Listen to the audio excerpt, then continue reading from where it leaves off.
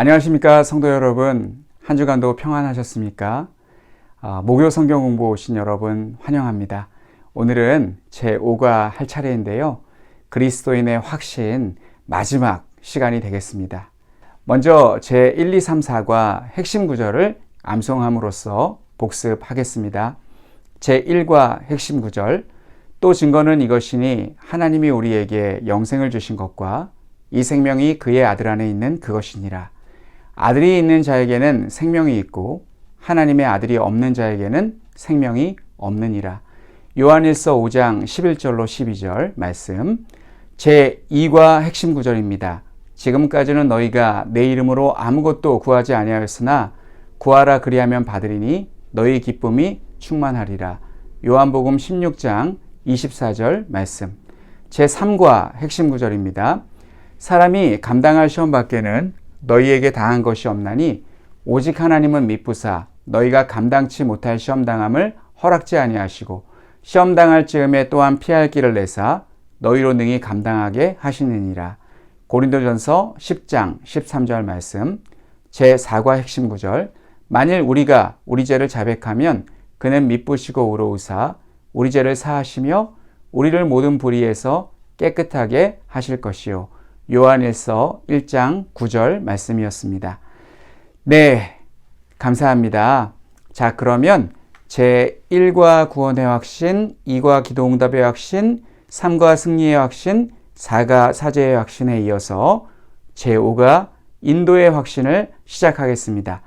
먼저 제5가 인도의 확신 핵심 구절을 다 같이 읽어보겠습니다. 너는 마음을 다하여 여호와를 신뢰하고 내 명철을 의지하지 말라. 너는 범사의 그를 인정하라. 그리하면 내 길을 지도하시리라. 잠언 3장 5절로 6절 말씀입니다. 예전에 순간의 선택이 평생을 좌우한다 라는 TV 광고가 있었습니다. 우리 성도님들도 기억하시지요? 이 광고는 우리 회사 제품이 정말 좋으니 우리 제품을 꼭 사달라는 강력한 호소였습니다. 그리고 이 광고 때문인지 몰라도 실제로 그 제품은 잘 팔렸습니다. 이 광고가 유행어가 되고 나서 사람들은 선택을 할 때에 후회 없는 선택을 하기 위해 매우 신중해졌지만 한편으로는 잘못된 선택을 하게 될까봐 불안에 시달리게 되었습니다. 이것을 심리학 용어로 결정장애라고 합니다. 그러나 그리스도인이라면 선택에 불안을 느껴서는 안 됩니다. 우리는 하나님께서 우리를 가장 좋은 길로 인도하신다는 것을 믿으며 기도하면서 선택해야 하고, 설사 잘못 선택했더라도 하나님께서 가장 좋은 길로 인도해 주신다는 믿음이 있어야 합니다. 자, 그럼 문제를 풀어보겠습니다. 첫 번째, 1번부터 3번까지는 여호와를 신뢰하고에 해당하는 문제입니다. 1번 문제, 하나님께서 당신을 위하여 해 주시리라고 믿을 수 있는 것은 무엇입니까? 시편 32편 8절 말씀입니다. 내가 내 갈 길을 가르쳐 보이고 너를 주목하여 훈계하리로다. 정답은 갈 길을 가르쳐 보이고 훈계하신다는 말씀입니다. 찬송가 524장에 갈 길을 밝히 보이시니 라는 찬송가가 있습니다. 정답과 이 찬송가의 제목이 유사해서 이 찬송가의 가사가 떠오릅니다. 이처럼 하나님께서 우리의 갈 길을 밝히 보여주시고 우리를 주목하며 훈계하십니다. 자, 2번 문제, 로마서 12장 1, 2절을 읽으십시오. 그러므로 형제들아, 내가 하나님의 모든 자비하심으로 너희를 권하노니 너희 몸을 하나님이 기뻐하시는 거룩한 산 제물로 드리라. 이는 너희가 드릴 영적 예배니라. 너희는 이 세대를 본받지 말고 오직 마음을 새롭게 함으로 변화를 받아 하나님의 선하시고 기뻐하시고 온전하신 뜻이 무엇인지 분별하도록 하라. 자, 이번에 해당하는 문제, 하나님의 뜻을 발견하기 위하여 어떤 단계를 밟아야 합니까?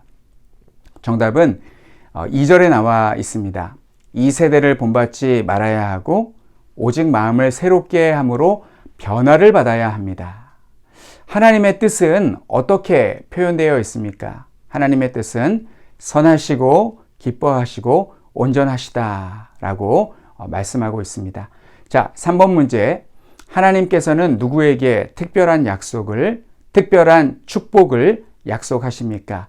예레미야 17장 7절 말씀.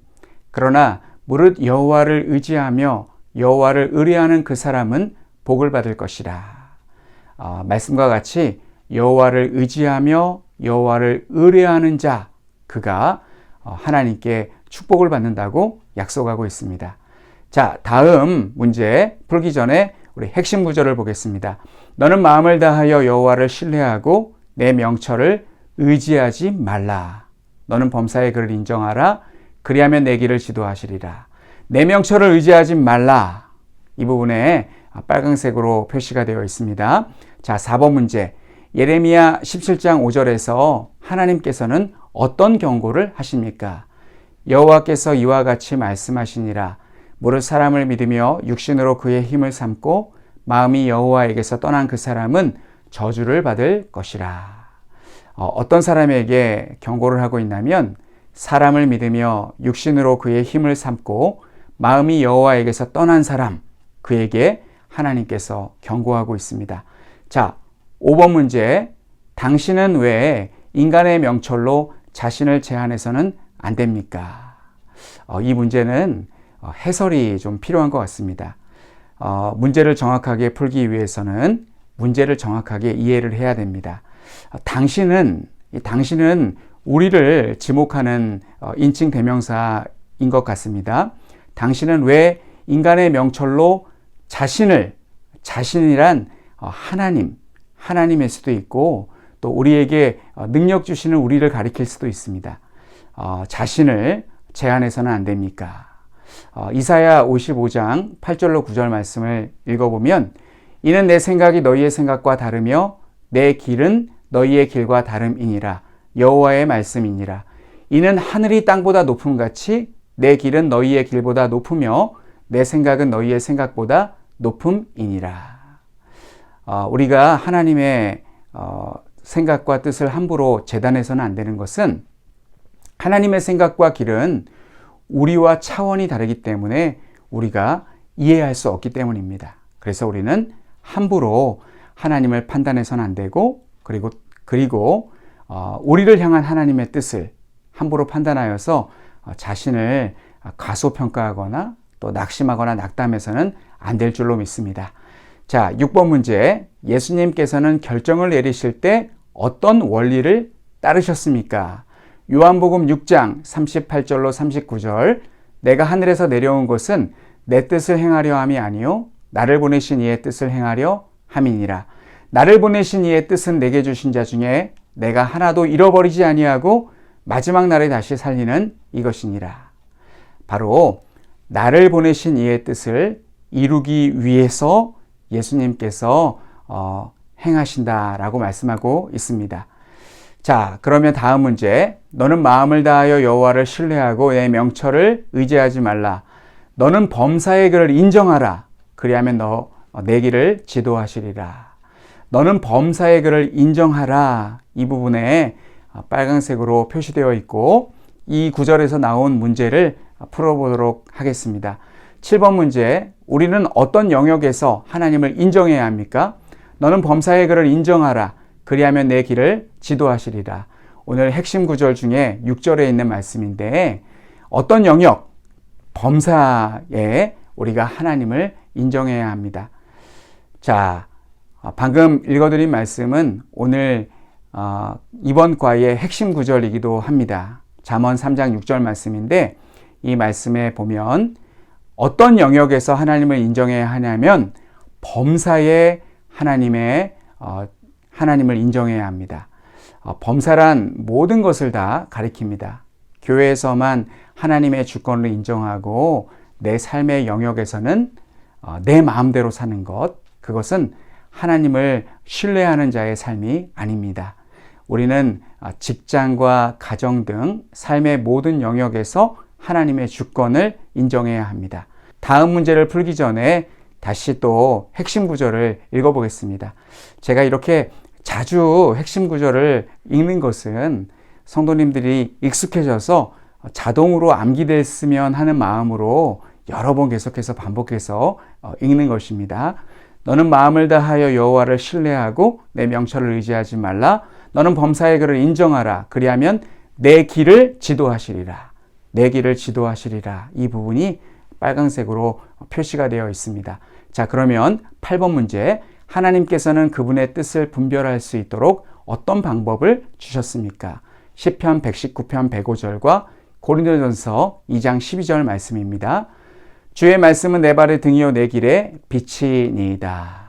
주의 말씀, 성경을 우리에게 주셨습니다. 그리고 고린도전서 2장 12절 우리가 세상의 영을 받지 아니하고 오직 하나님으로부터 온 영을 받았으니 이는 우리로 하여금 하나님께서 우리에게 은혜로 주신 것들을 알게 하려 하심이라. 정답은 하나님께서 우리에게 은혜로 주신 것들을 알게 하시기 위해서 하나님으로부터 오신 성령을 보내주셨습니다. 하나님께서 성령을 우리에게 보내주셨다고 말씀하고 있습니다. 자, 9번 문제. 당신이 이해할 수 없는 상황에 대해서 당신은 어떻게 해야 합니까? 야고보서 1장 5절로 7절 말씀. 너희 중에 누구든지 지혜가 부족하거든 모든 사람에게 후히 주시고 꾸짖지 아니하시는 하나님께 구하라. 그리하면 주시리라. 오직 믿음으로 구하고 조금도 의심하지 말라. 의심하는 자는 마치 바람에 밀려 요동하는 바다 물결 같으니 이런 사람은 무엇이든지 주께 얻기를 생각하지 말라. 자, 야고보서 1장 5절로 7절 말씀을 우리가 읽어보았습니다. 우리가 이해할 수 없는 상황에 대해서 우리는 어떻게 해야 하냐면 하나님께 지혜를 구해야 합니다. 하나님께 지혜를 구하면 하나님께서 지혜를 주십니다. 그리고 6절 말씀에 보면 우리가 하나님께 지혜를 구할 때 믿음으로 구하고 의심하지 말라고 말씀하고 있습니다. 이것은 우리의 기도의 자세이기도 합니다. 마지막 10번 문제입니다. 하나님께서 약속을 이루시기 전에 우리에게 필요한 것은 무엇입니까? 히브리서 10장 36절에 너희에게 인내가 필요함은 너희가 하나님의 뜻을 행한 후에 약속하신 것을 받기 위함이라. 인내가 필요하다고 말씀합니다. 하나님의 기도 응답이 더딜 수 있기 때문에 우리는 하나님께서 약속하신 것을 이루시기 전에 인내하면서 기다려야 합니다. 마지막으로 적용하기의 시간입니다. 적용은 성경 공부를 마무리하는 시간이고 또 열매 맺는 시간입니다.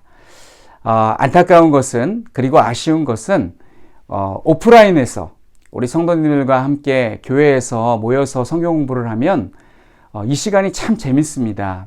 우리 성도님들의 삶에서 경험한 이야기를 들을 수가 있는데 그러면서 함께 은혜 나누고 또 다른 성도님들이 또 자신이 경험한 것을 또 나누고 하면 정말 시간 가는 줄 모르고 성경 공부를 진행을 할 수가 있는데 이 시간은 온라인으로 진행되기 때문에 일방적으로 제 얘기만 하는 것 같아서 무척 아쉽습니다. 하지만 현재 상황은 그럴 수밖에 없어서 참 아쉽기도 하고 안타깝기도 하지만 또 지금의 상황은 또 이렇게 진행할 수밖에 없습니다. 이 점을 좀 양해해 주시고 오늘 또 제 얘기를 하게 되는 것 같아서 참 한편으로는 좀 죄송한 마음도 듭니다. 그렇지만 우리 성도님들께서 함께 공감해 주시고 또 은혜를 받으셨으면 좋겠습니다. 자, 적용 1번 문제는 당신의 현재 삶에서 하나님의 인도를 기다리고 있는 것을 기록하십시오. 저는 이 어려운 문제 앞에 좀 생각을 해보았는데 아시다시피 저는 그 부목사입니다. 부목사는 담임 목사가 되기 위해서 수련의 과정을 겪는 사람입니다.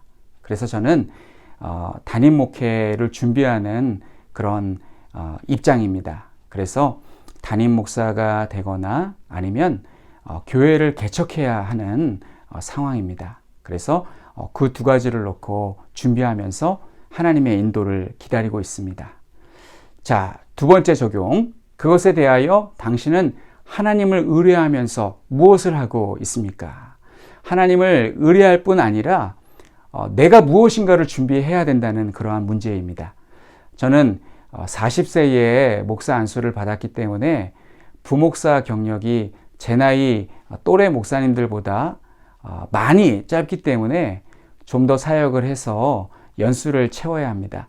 간혹 담임 목사님을 청빙하는 교회들을 보면 최소 부목사 5년, 평균 7년의 경력을 요구하고 있기 때문입니다. 경력을 채운다고 다 교회 담임 목사님으로 청빙받는 것은 아닙니다. 담임 목사님 청빙하는 교회에 같이 지원한 목사님들과 번갈아 가면서 설교를 하여 성도님들의 마음을 얻어야 합니다. 그런데 이 과정이 쉽지 않기 때문에 청빙을 받지 못하면 개척을 해야 합니다. 저는 교회 개척이 어렵다는 것을 잘 알고 있습니다. 개척을 위해서 준비해야 할 것은 같이 시작할 멤버가 필요하고 교회가 많지 않은 지역을 물색하여 위치를 정해야 합니다. 저는 이 과정이 두렵고 떨리기도 하지만 또 많은 염려와 근심이 되기도 하지만 한편으로는 설레고 또 기대가 됩니다. 하나님께서 나를 어떻게 인도하실까라는 그러한 기대가 있습니다. 저는 교회 개척을 하면 그 지역에 도움이 되는 일을 하고 싶습니다. 예를 들면 작은 도서관을 만드는 것입니다. 책을 많이 읽고 엄청 좋아하는 사람만 도서관을 운영해야 한다고 생각하지 않습니다. 사람은 죽을 때까지 배워야 하고 또 책을 읽어야 합니다. 그래서 도서관을 만들고 그 공간을 동네 사람들이 쉽게 찾아올 수 있는 열린 공간으로 만들고 싶습니다. 그러면서 주일에는 예배를 드리는 그러한 교회로서의 기능을 하는 공간으로 만들려고 합니다. 그래서 평일에는 지역사회를 섬기며 사람들이 만나고 소통하는 그러한 공간으로 활용하고 또 주일에는 하나님께 예배하는 교회를 구상하고 있습니다. 현재 제가 교회 개척을 위해서 혹은 담임 목회를 하기 위해서 준비하는 것은 하나님께 기도도 하지만 현재 제가 지금 할 수 있는 일은 우리 교회에서 한가람 교회에서 열심히 사역하는 것이 미래의 저의 목회를 준비하는 길이라고 생각합니다. 설교를 하더라도 허투루 준비하지 않고 최선을 다해서 준비하고 또 전하며 또 영상을 편집하는 기술을 계속해서 배우고 발전시켜 나가며 또 찬양 연습을 많이 하여서 찬양을 잘할 수 있도록 하고 그리고 심지어 족구도 배워놓으면 저는 다 쓸 데가 있다고 생각합니다. 이처럼 제가 준비하고 배워야 할 것이 너무나 많습니다. 요즘에는 영상으로도 전도를 할 수가 있습니다. 그래서 영상 편집 기술을 잘 연마하고 익히면 예쁘게 영상을 만들어서 전도의 도구로 온라인으로 전도하는 그러한 도구로 사용할 수 있을 것 같습니다.